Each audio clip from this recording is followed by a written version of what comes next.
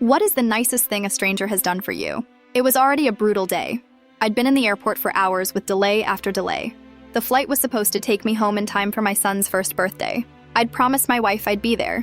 Had the little candle packed in my carry-on. Just a cheap plastic thing with a big number 1 on it. He wouldn't even remember, but I would. They let us line up at the gate. That's when the news hit. Canceled. No weather issue, no mechanical failure they could explain, just canceled. I stood there frozen while the crowd started groaning.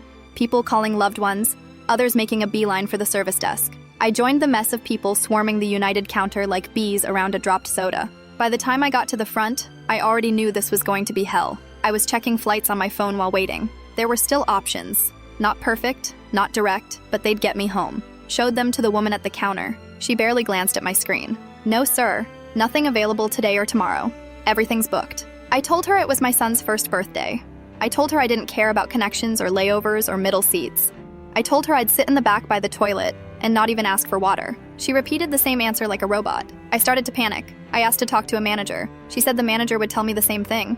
I must have looked like I was about to lose it. Voice rising, eyes burning. I don't remember everything I said, but I know I didn't cry. Not yet. Then this guy behind me in line taps me on the shoulder. "Hey man," he says. "Give me a sec." He steps forward, flashes something at the employee. His phone, his ID, something. I don't know. Then he says, calm as anything, "Can I speak to the manager directly?" The manager came out. They talked low, just out of earshot. I kept looking back and forth between them. I thought maybe he was going to complain about me, or ask to bump me off the line. But then the gate agent suddenly turned back to me. "Sir, can you follow me?" I followed her numbly. She walked me over to a different desk and started typing like a madwoman. "You're on the 7:10 p.m. direct to Chicago," she said. "Boarding in 20. Wait, what? How?" The guy steps up beside me. "You're taking my seat," he says, like he's handing me a soda, not a plane ticket. "It's cool. I'll figure something out." I didn't understand. I just stood there like an idiot. Then I started trying to give him money. I asked for his name, his email, anything. He just smiled and said,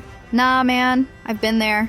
When my daughter was little, I missed a lot. Nobody should miss their kid's first birthday." I hugged him. Probably shouldn't have, but I did. Full body, desperate hug like I was clinging to a life raft. Then I grabbed my backpack and sprinted toward the gate. Sat down in seat 2A. First class. Hot towel and everything. Window seat with a view of the tarmac fading into sunset. I buckled in and just stared straight ahead. Landed just before midnight. My wife met me at the curb, half asleep baby in her arms. I kissed his forehead. Still had the candle in my bag. We lit it in the kitchen and sang softly while he blinked in confusion. I'll never forget that man's face. Never got his name. Just a stranger who saw me falling apart and handed me a lifeline. He didn't just give me a seat. He gave me a memory.